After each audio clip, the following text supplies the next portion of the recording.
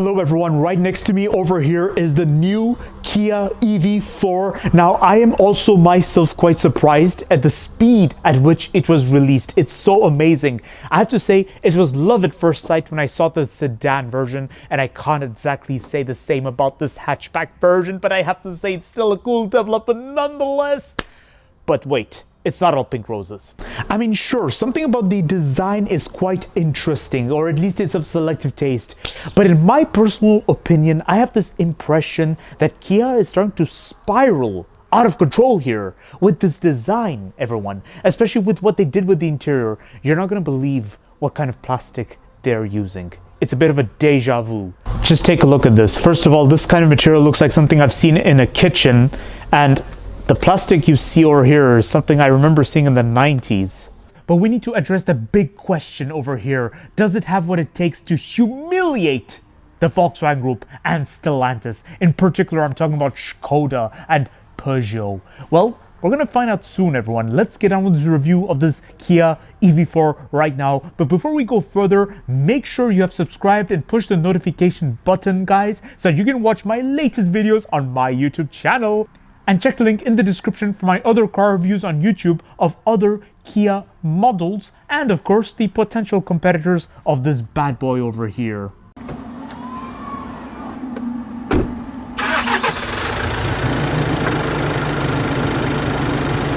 This Kia EV4 costs 51,000 euros. It's the similar price range to the Volkswagen ID.3 and the Volvo EX30, both of which I reviewed, and I have to say I had mixed feelings about both the competitors, but already I see some advantages over the Volvo EX30, perhaps because of its size, and in my opinion, perhaps because of its design as well. It does look far more spacious. I want to start with the front design. Now, I don't know if it's just me, but Kia going very simple with the front design just didn't sit right with me, because I think I liked it what they did with the Kia Sorento and the Kia Sportage when they had this proud grille, whereas now, in wake of the electric car question, there was no point of having a front grille, so they kept this humble image at the front, and that's something that didn't always sit right with me in my opinion. But then also it's quite impressive how they had this piano black trim, and then you have the 360-degree parking camera, and then of course the headlights. They employed the same design for the EV9, if I'm not mistaken, and also other Kia models. Now, from certain angles, if I study the front, it kind of reminds me of a Kia model from the 2000s. I'm just trying to think of which one, because from a distance, it also had me thinking of a Kia sedan they built back in the 2000s or in the very late 90s. I'm not sure what was the name of that model, but it really stood out to me.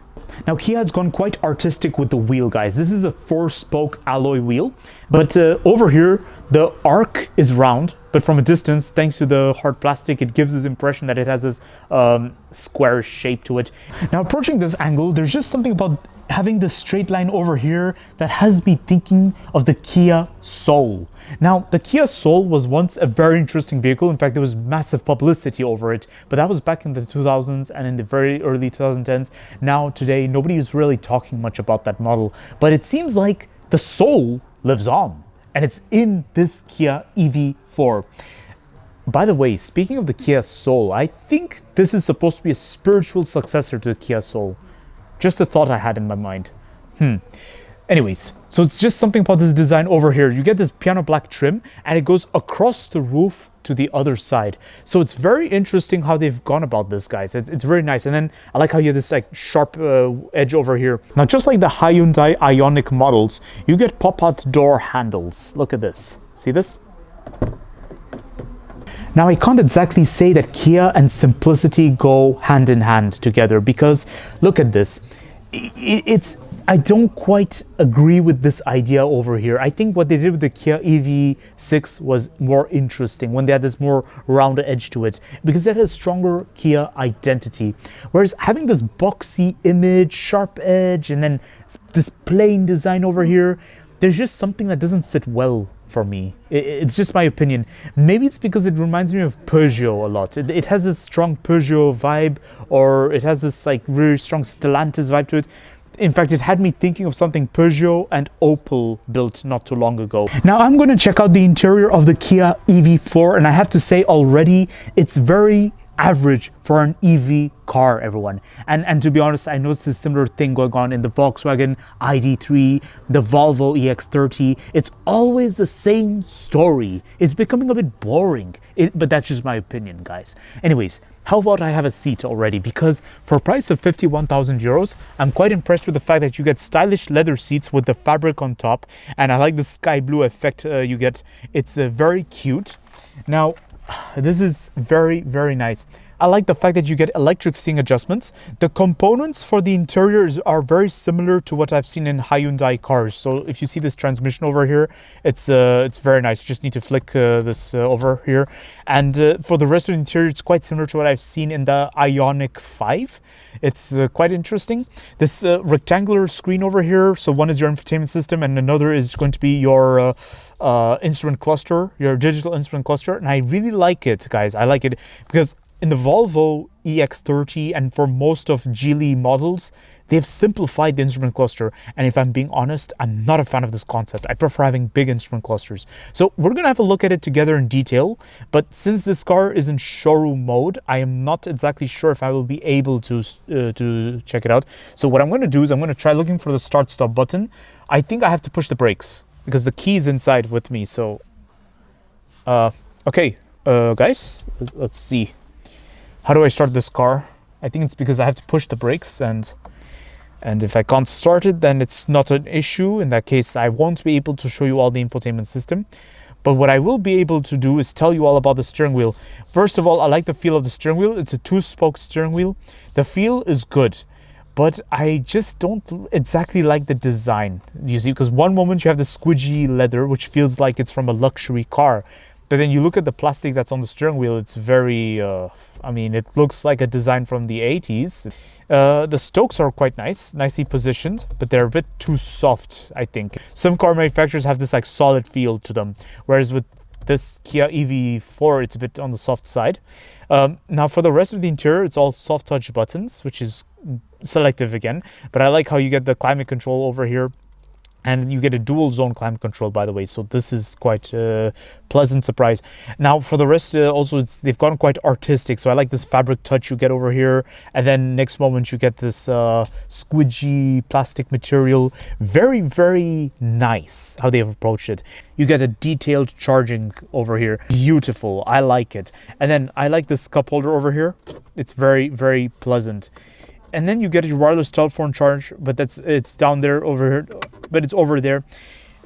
Just a little problem is that the cup holders are buried underneath. So whenever I have a drink, I have to reach down there, but my wrist will constantly make contact with this thing that sticks out over here.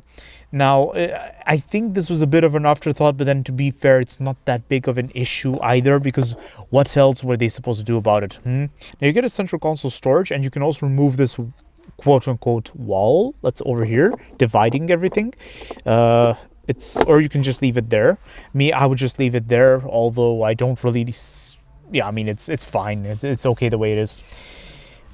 This is really good. The concept is really nice, but the door bin itself is very, very small. There's not really much. Now over to the rear seats, it's quite pleasant seeing the vast legroom you get over there. And it's a bit of a surprise given that this is an EV4 only. You'd expect to see this in an EV6, everyone. And even the EV6 itself had quite less legroom compared to this. So let's check out this surprise over here. But I just see a problem. The floor is a bit shallow. It's not very deep, so we will see about that. Anyways, so let's have a seat together. So already my first impression is I was stressing that my knees would be sticking out and there would not be enough support under over here. But to my surprise, it's better than I thought, guys. Now, that can depend on the seating adjustment of the front seat passenger and the driver. In this case, the driver, myself, I was a bit generous. I gave the backseat passenger enough legroom. And in my case, I feel quite good. Look at this. If I keep my back straight, I have enough support and my legroom should be pleasant enough. It's not perfect, but it is good. That's all I can say. Knee room is plentiful. It's kilometers. That's amazing. And my headroom is is one of the best in its segment, guys. It's very good. This back seat is one of the best I've ever sat in, guys. This is far better than what I've experienced in the Geely Group cars like Volvo, and I know Polestar 2 as well. And when it comes to the Volkswagen ID.3, maybe the Volkswagen ID.3 has a bit more height to it. I think it's just a bit taller by the exterior, so maybe it has a bit more interior space. I'm not 100% sure. Don't take my words for it, guys. But one thing I really like is that at least the rear has more consistency than the Volkswagen ID.3, because with the ID models, I don't like the fact that they put the air conditioning all the way down, whereas here, the floor is flat, so you can easily sit a third passenger here, and you won't accidentally make contact with the air conditioning or anything. You just get the hard plastic down there, so it is good. Whereas what they did with the ID models is they kept the air conditioning vents, the air vents, all the way down there, so someone's feet is accidentally going to hit it, and that's something you do not want. And how can I forget, you get an armrest over here. That's quite nice, and you get 2 cup holders. This is very pleasant, guys. So there's just something about the back seat that triumphs over the competitors. But hold on a second, everyone. I think I spoke too soon, because as soon as you look at the door bin is small. Now over to the boot space, as soon as I open the door, the concept is very similar to the EV6. In the context that the metal work itself is also a part of the door, and it's all the way here. So this is very, very nice how they've designed it. Now, the boot itself is practical. I don't see any tether points on the side. Maybe I do see them, but it's just here. It's not exactly a hook. So it's not exactly a tether point. It's more like it's just on the side as if it were an afterthought. The boot floor itself is adjustable. So that's a pleasant surprise. But then I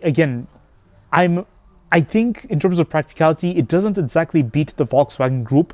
But then on the other side of the scale, you're not going to be looking at this segment to be moving houses too often. You see, these kind of cars are meant for the city, cruising and everything. And for a price of 51,000 euros, I think it's already good enough. So here's my conclusion of the Kia EV4. Now, I'm going to confess to you all, it is true at the beginning, I started a bit on a pessimistic note. It is true, the design was something that didn't really appeal to me. I was just thinking to myself, Kia, what have you done again? Are you trying to be artistic? Are you looking at what everybody's doing with their fancy screens and fancy futuristic designs that end up looking more pretentious than actually inspiring?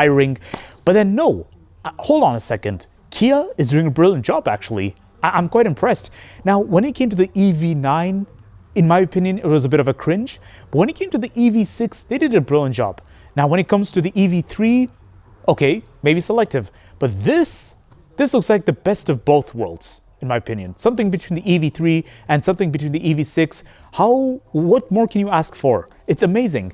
And also, it does have some Kia touch to it. There's some Kia twist in the design. So don't forget to like, subscribe, and leave a comment in the comment section below sharing me your thoughts of this Kia EV4. And also check the link in the description for my other car reviews on YouTube of other Kia models, and of course the potential competitors of this Kia EV4.